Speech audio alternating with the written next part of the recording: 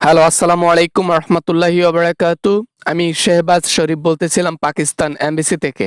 আপনি কে বলছেন? Hello, hello, hello, কে বলছেন? Hello, hello. হ্যালো, আমি নরেন্দ্র মোদী বলতেছি দিল্লি থেকে। আপনাকে কিছু কথা বলবো শেহবাজ স্যার, আপনাকে কিছু কথা বলবো, এজন্য ফোন করেছি। আপনি প্লিজ ফোনটা রাখবেন না, আমার সাথে দয়া করে একটু কথা বলুন। আমরা শত্রুপক্ষের সাথে কথা বলি না, তাদের সাথে অস্ত্র দিয়ে কথা বলি, অন্য কিছু দিয়ে কথা বলার মুড নাই, ঠিক আছে? আমরা তোদের সাথে কথা বলতে চাই না, আর একটুও কথা বলার ইচ্ছাও নাই। তুই ফোন রাখ বেটা এখনই। না না না, আমি ভালো কথাই বলবো, খারাপ কথা বলবো না। আমি বলতে চাচ্ছি কাশ্মীরটা কি কোনোভাবে বিক্রি করা যায় না আমাদের কাছে? আমরা কিনে নেই, যত টাকা চাও দিয়ে দেব, তারপরও আমাদের কাশ্মীরটা লাগবে, দিবেন আপনারা?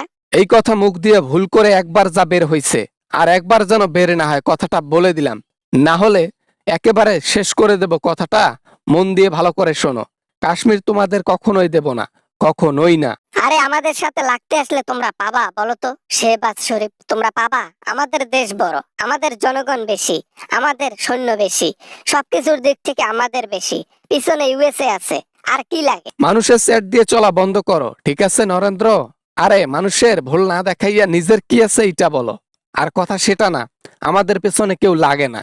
ছোট মরিচের যেমন ঝাল বেশি, ছোট দেশের ওজন ঝাঁঝ বেশি, ঠিক আছে? আমাদের কেউ লাগে না, আমাদের সাপোর্ট লাগে না। একাই 100, লাগতে আসলে ফাটিয়ে দেব। হ্যাঁ বা না, মানে আমি তো ভালো কথাই বলতেছি।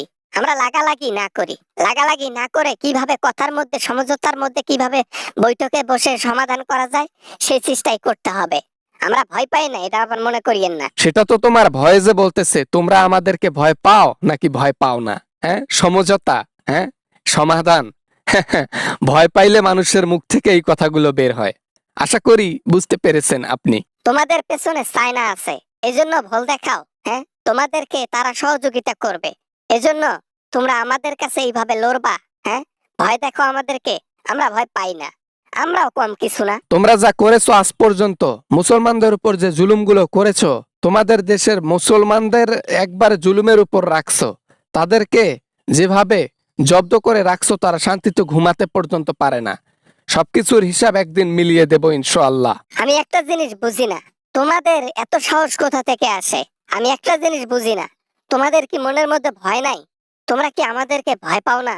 সবকিছুর দিক থেকে বেশি থাকাতেও ভয় পাও না তোমরা? তুমি কি জানো নরেন্দ্র, আমরা মৃত্যুকেও ভয় পাই না। ভয় পাই শুধু একজনকে, সেটা হচ্ছে উপর আল্লাহ। আল্লাহকে ছাড়া কাউকে ভয় পাই না। সবাইকে তুচ্ছ মনে করি আল্লাহকে ছাড়া। বলছি কি শুনছো? আমাদেরও ভগবান আছে, আমাদেরও পাথরের মূর্তি আছে, যেগুলো আমরা তৈরি করে পুজো পাজি করি। তারা আমাদেরকে যুদ্ধের সময় সাপোর্ট দেবে। এমনিতে আর ভগবান পুষি না ঘরের মধ্যে, তারাই তো আমাদের সব। যে ভগবানকে পুকুরের মধ্যে ফেলে দিলেও নিজেকে বাঁচাতে পারে না, যে ভগবানকে নদীর মধ্যে ঢাকিয়ে ফেলে দিলেও সে নিজেকে বাঁচাতে পারে না, সেই ভগবান আপনাদের কি হেল্প করবে যে নিজেকে বাঁচাতে পারে না? আবার না, মানে আর কি ওই কথা তো সত্য, এটা তো কখনো ভাবি নাই। বাপরে বাপ, কি কথা বললো, মাথা তো হ্যাং করে দিল। ফোন রাখলাম রাখলাম রাখলাম, ফোন ভাল লাগে না আর কিছু। পুরো দুনিয়ার মালিক আল্লাহ তাআলা, আর আল্লাহকে আমরা বিশ্বাস করি। আল্লাহ আছে বলেই পাওয়ার দেখাই, অন্য কিছুর পাওয়ার দেখাই না। আল্লাহ উপরে থাকলে দুনিয়া জয় করতে পারবো ইনশাআল্লাহ। ফোন রাখ বেটা, আর কখনো ফোন দিবি না। আসসালামু আলাইকুম বন্ধুরা, আশা করি ভিডিওটা ভালো লেগেছে and অনেক এনজয় করেছেন। যদি ভিডিওটা ভালো লাগে অবশ্যই একটা লাইক করবেন। এরকম হাসি এবং আমেজিং ভিডিও নিয়ে আমি সবসময় আপনাদের পাশে থাকি এবং ভিডিও আপনাদের হাসানোর জন্য আপলোড করে থাকি। যদি ভিডিও ভালো লাগে লাইক করবেন, বন্ধুদের সাথে শেয়ার করতে ভুলবেন না। দেখা হবে এরকম আমেজিং কোনো ভিডিওতে আবারও আপনাদের সঙ্গে। সবাই ভালো থাকবেন, সবাই সুস্থ থাকবেন। খোদা হাফেজ।